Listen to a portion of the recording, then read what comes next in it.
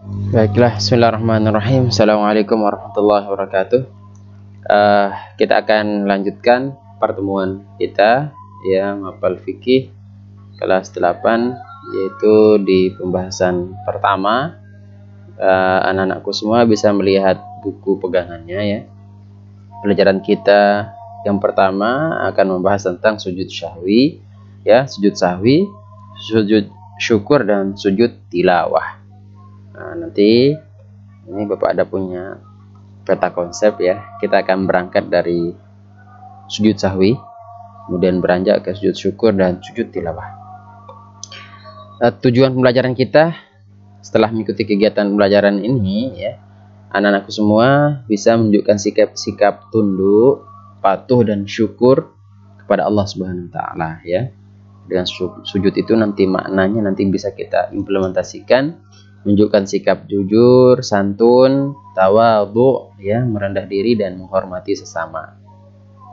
Kemudian memahami pengertian sujud sahwi ya, kita paham apa itu sujud sahwi, sujud syukur, sujud tilawah dan sebab-sebabnya.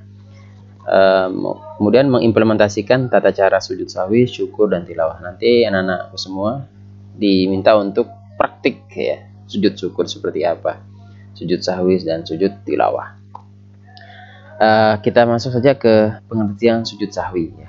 Pengertian sujud sahwi menurut bahasa, sahwi berasal dari kata saha ya, saha yashu sahwan. Sahwan artinya lupa atau lalai.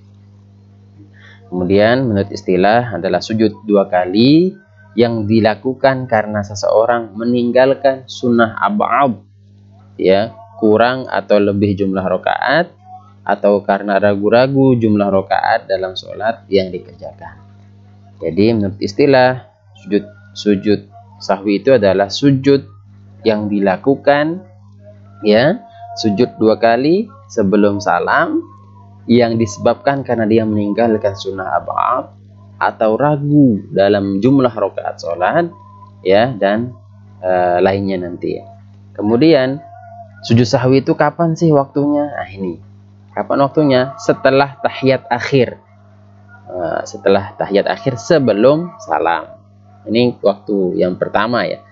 Ada nanti dilakukan setelah salam. Ini ada ketentuan. Kenapa dia sampai setelah salam? Nah, nanti akan ada pembahasannya ya. Kemudian apa bacaannya? Bacaannya adalah ketika sujud sahwi bacaannya subhanaman la yanamu wa la yashu. Subhanaman la yanamu wa la yashu. Maha suci Allah yang tidak pernah yanam, tidur, dan tidak pernah lupa. Jadi yang lupa itu makhluknya, kita ya. Yang lupa, yang tidur itu adalah kita. Jadi Allah maha suci, terhindar dari sifat-sifat yang jelek ini ya. Bahasanya ya, lupa itu karena memang aib ya. Jadi Allah suci dari hal itu. Kemudian hukum sujud sahwi, hukum dasarnya adalah sunnah ya, sunnah. Jadi hukum sujud sahwi itu adalah sunnah. Artinya ketika dia tidak melakukan sujud sahwi nantinya sholatnya tidak sampai batal.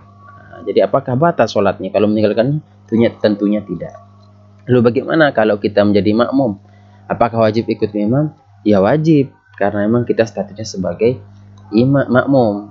Innama ju'ilal imamu liyutamma bihi ya. Jadi imam itu dijadikan imam ya untuk diikuti. Maka wajib kita mengikuti imam. Dalam konteks ini kita mengikuti imam ya. Tapi hukum dasar dari sujud sahwi adalah sunnah. Sebab-sebab sujud sahwi. Ya, pertama meninggalkan sunnah ab'ad. Ya, sunnah ab'ad. Jadi perlu diketahui anak-anakku semua, sebagai bocoran saja, nanti akan ada pembahasan khusus ya, insyaallah, tentang sunnah ab'ad. Jadi dalam sholat itu, di dalam pelaksanaan sholat itu ada dua sunnah ya. Ada namanya sunnah hayat dan ada sunnah ab'ad. Bapak ulangi, dalam sholat itu ada dua sunnah, sunnah hayat dan sunnah ab'ad. Kalau sunnah hayat ini jika ditinggalkan tidak wajib, tidak disunahkan untuk sujud syukur, sujud tilawah, sujud sahwi, mohon maaf. Kemudian kalau sunnah ab'ad jika ditinggalkan sunnah sujud sahwi. Nah, ini bedanya ya. Hayat itu banyak sekali, seperti baca doa iftitah, baca tasbih ya, baca baca tahiyatnya dan seterusnya, itu sunnah hayat ya, sunnah hayat. Kemudian kalau ab'ad itu nanti Bapak kasih tahu seperti duduk ya tahiyat awal. Nah, jika sholatnya 4 rakaat atau 3 rakaat. Kalau sholatnya 2 rakaat itu tidak ada ya, langsung sujud langsung duduk tahiyat akhir seperti itu. Kemudian kedua, sebab sujud sahwi itu yang kedua, ragu-ragu dalam hal meninggalkan sunnah ab'ad. Sudah enggak ya saya tadi duduk tahiyat awal, atau sudahkah saya tadi qunut dan sebagainya. Maka ketika dia ragu-ragu, lebih baik diganti nantinya sebelum salam dia sujud 2 kali ya, yaitu seperti pelaksanaan yang biasa yang dilakukan sebelum salam. Kemudian yang ketiga, mengerjakan sesuatu yang membatalkan jika dikerjakan dengan sengaja, tapi tidak membatalkan jika lupa. Contoh, lupa misalkan ya, dia sholat 2 kali ruku lagi, ataupun dia menambah rakaat, karena ini statusnya lupa ya, mohon maaf, ini lupa, bukan sengaja. Maka dalam konteks ini, ketika dia merubah ya, ketika dia sujud 2 kali ataupun misalkan ruku 2 kali ya, maka nantinya disunnahkan untuk sujud sahwi ya. Atau di sini misalnya ia ruku 2 kali atau berdiri di waktu ia harus duduk, atau sholat 5 rakaat pada zuhur misalnya, dia tambah rakaat dalam zuhur itu 5 rakaat, maka dia sunnahkan untuk sujud sahwi. Kemudian sebab-sebabnya yang ketiga, yang keempat, yaitu memindahkan rukun qauli, ucapan ya. Harusnya Fatihah dibaca ketika berdiri, dia baca ketika ruku misalkan, nah dia pindahkan rukun qauli, maka ini disunnahkan sujud sahwi. Kemudian yang kelima, jika seorang itu ragu dalam jumlah rakaatnya, apakah baru 3 rakaat atau sudah 4, maka pilih yang 3. Kalau dia ragu 3-4, ambil 3. Kalau dia ragu 2-3, ambil 2.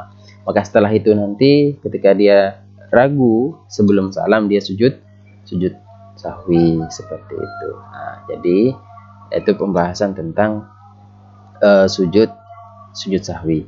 Yang terakhir yaitu, silahkan selanjutnya apa saja sunnah ab'ad itu nanti kita akan bahas khususnya insyaallah. Apa saja perkara yang membatalkan sholat jika dikerjakan dengan sengaja. Nah, ini nanti ringkaslah materi ini ya pada 1 lembar saja kertas, kemudian upload di aplikasi e-learning. Bisa kalian foto ataupun ditulis langsung di kolom penugasan di e-learningnya ya. Mudah-mudahan ada manfaatnya. Untuk selanjutnya nanti pembahasannya insyaallah Bapak akan coba untuk live streaming ya di YouTube, Facebook atau di IG, nanti akan ada pemberitahuan di WA. Mudah-mudahan ada manfaatnya. Wallahumma fiq wal hadi ila sabilir rasyad. Assalamualaikum warahmatullahi wabarakatuh.